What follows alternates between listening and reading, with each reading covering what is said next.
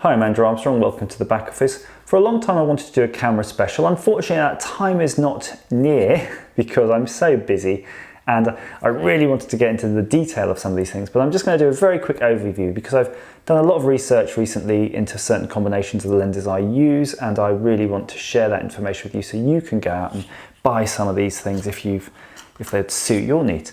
Okay, so just a quick one. You're using a Panasonic GH4 camera which is currently filming. It's using a lens exactly like this. Oops. And this lens is the Panasonic 14-42 zoom lens with the optical image stabilization. I have here the 14-140, gives you a little bit more zoom. Really not much in it though. Again, optical image stabilization on a switch, which is handy. This is a metal lens, or at least has a bit more metal in it than those ones, so a bit more sturdy, but you know, they're quite similar. Again, focus is really super fast on that. They're both really nice fast lenses. The 14mm Pancake Prime. This is a really useful lens to have. It gives you a very natural human eye view of the world. You do have to zoom with your legs, of course, and I do find the focus on this a little bit slower. It does have optical image stabilization, but you have to enable it and disable it in the software on the camera because there's not enough room on here for the actual switch. And it is, though, one f-stop less than the other, so you can use that in lower light.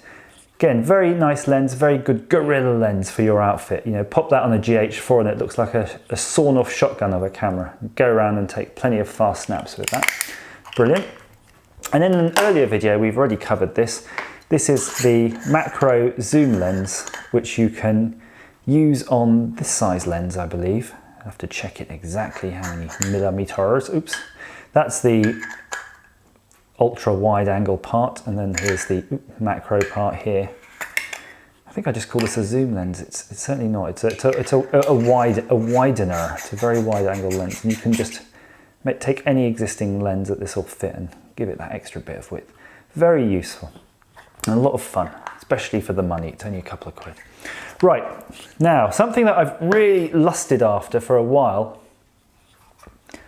was these classic lenses. So this is an Olympus lens from an OM system camera.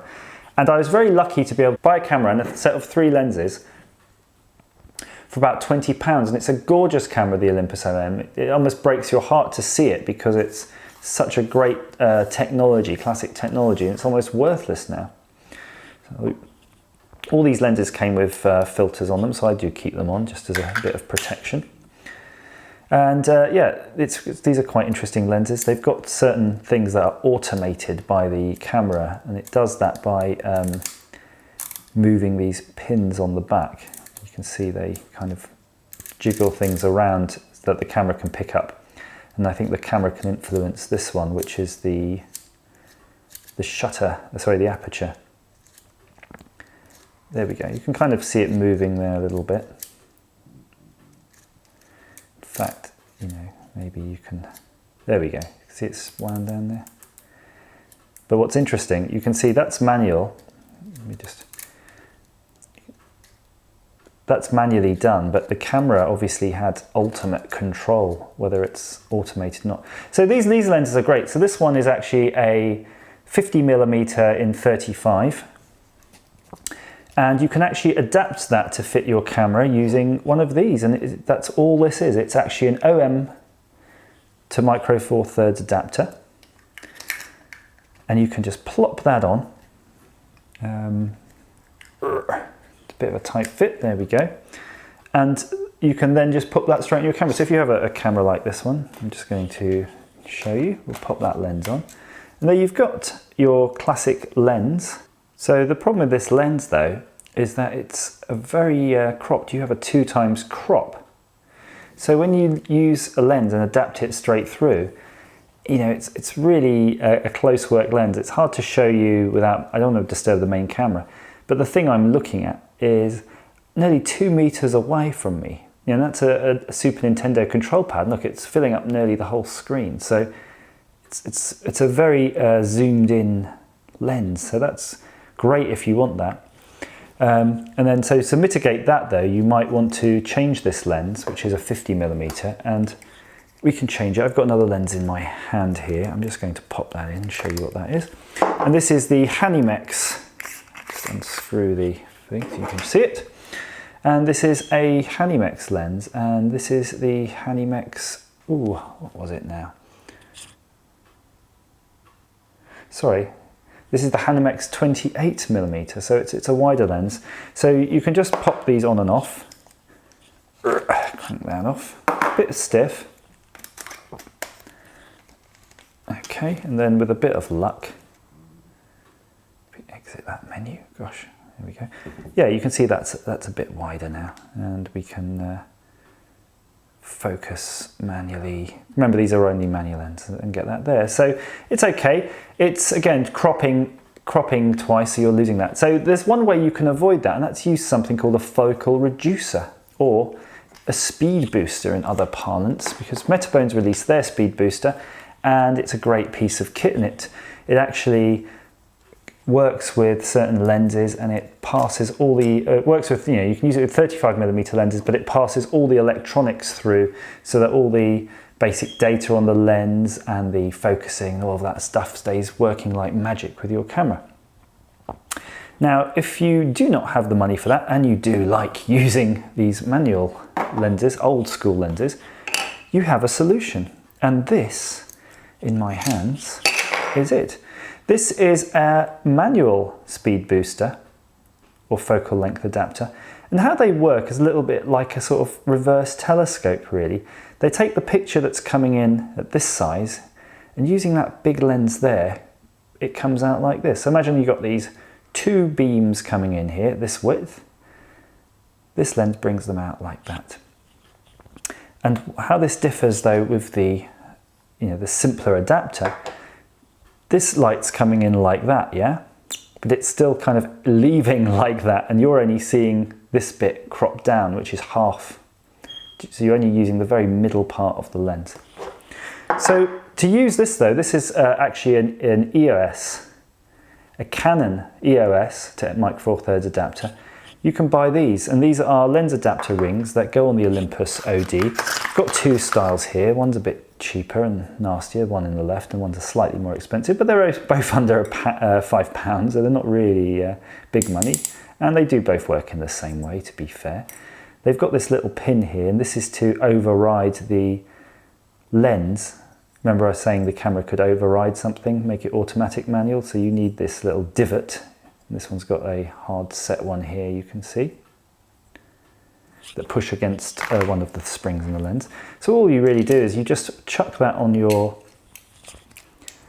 speed booster. I'm trying to find the align marks, there we go. Take your 50mm lens, your original Olympus 50, and by the way, these lenses are gorgeous in your hand. They're this heavy metal, precision engineered bit of loveliness. Crack that in, you see it fits in nicely. It's really stable. And then you take your camera again, plop that on the front, and let's see what it can see. I'm just trying to focus this up for you as best I can. So there we go. So that's the manual aperture. You can see it's getting lighter and darker, and then I have it wide open. It'll be pretty fast actually wide open, but there you go. Listen to how fast that is, because remember, you're getting double the light now on that sensor, so you're effectively dropping your f-stop down.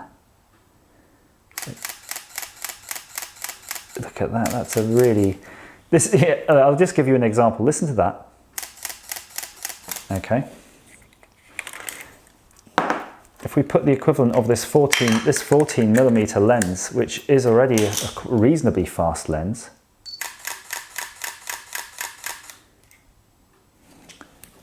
they're both doing well actually, aren't they? Gorgeous. And then let's go straight for this one. The big boy on the top there. Right, let's go, come on. Yeah, we're in a nice bright kitchen here, but you'll really enjoy the speed that that manual lens has. I'm not really articulating it well enough to you here, but it's great. So you take this combination, you can now get more use out of the lens. If I put that wide lens in now, which was the, again, 28mm, crank that in.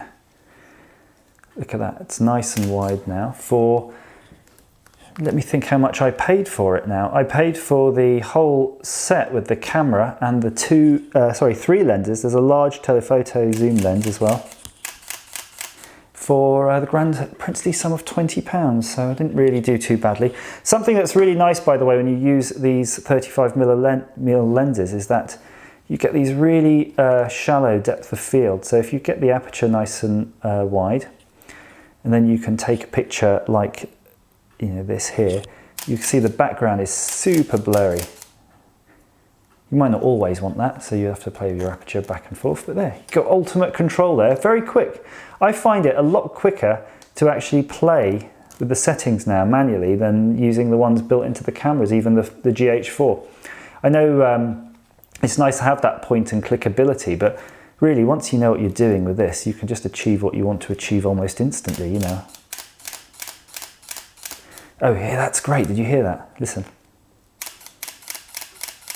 Okay, so that's the aperture wide open, aperture closed, aperture open. So you'd never get that tactile feedback using the automation on your camera. So I hope that's some use for you. Please click subscribe, leave comments below.